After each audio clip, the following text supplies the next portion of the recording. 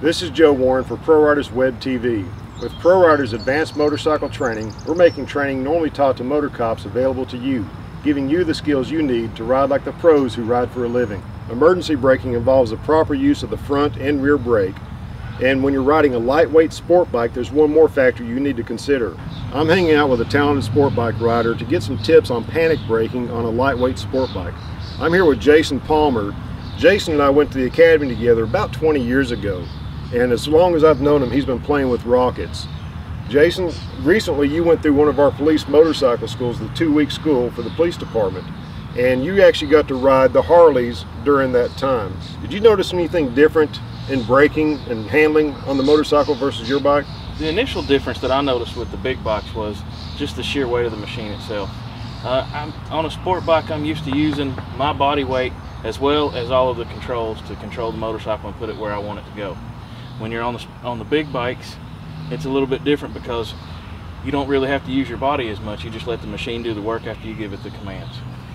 So if I'm riding the sport bike like I would the Harley Davidson, and I went to a panic situation, a panic braking situation, on the Harley I normally don't move around a lot, and if I just sat there and hit my brakes real hard, my front brakes and proper rear brake, am I setting myself up for trouble?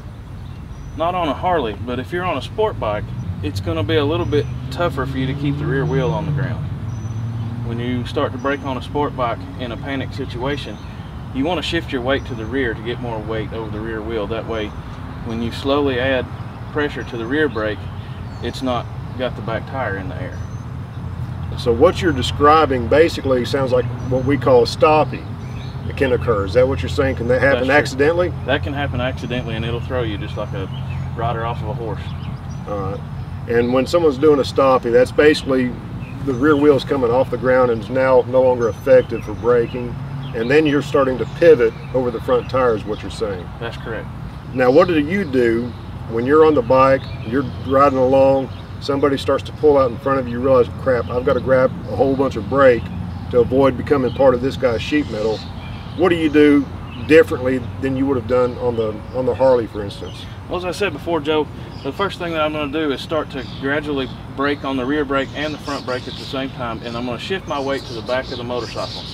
Once I shift my weight to the back of the motorcycle, I'm going to start evening out between the two brakes to keep the back wheel from sliding and the front wheel from sliding.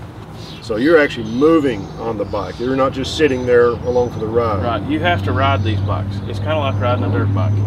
So there's a lot of body movement. I noticed when I watch like the guys that race on the pro circuits, you see them all over the bike. The seat is, I guess, just a starting point. They don't ever stay there. The seat's kind of just a suggestion. So in a real world situation, when you're having to hit the brakes, you don't always come to a complete stop. Sometimes you have to swerve to avoid. But when you're braking heavily and that rear tire starts to come up, you can feel that. Is that correct? Yes. All right, so when you feel that, what is your response? If you start to feel it getting light in the back end? My response is to let go of a little bit of the pressure on the front brake and even it out and get that rear tire back on the ground where it belongs, where it can be effective. And sometimes, a lot of times, when we're braking, we're not necessarily trying to come to a complete stop. We want to just scrub enough speed to get around whatever violated our right-of-way. That's true.